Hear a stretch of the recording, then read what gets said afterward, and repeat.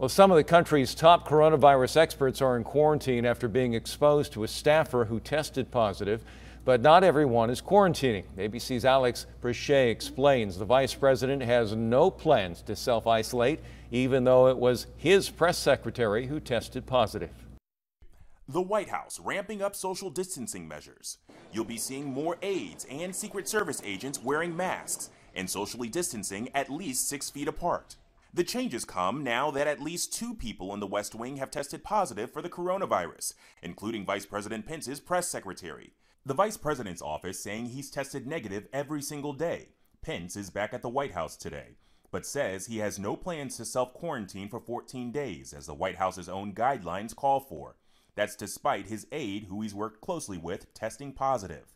The development's raising questions. The White House is one of the most secure compounds in the world, but the virus has managed to infiltrate it. The nation's top coronavirus task force members now forced to quarantine after coming into contact with an infected White House staffer.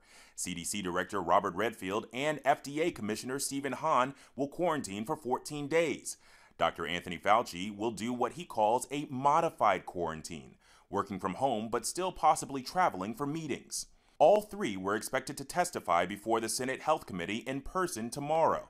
Committee Chairman Senator Lamar Alexander also is in self-quarantine after one of his staffers tested positive, so that hearing is now happening over video conference. Washington scrambling to tamp down this outbreak as many parts of the country struggle to maintain the White House's guidelines as they reopen. This was a scene at a coffee shop in Denver on Mother's Day. And this was a United flight from Newark to San Francisco, full of first responders.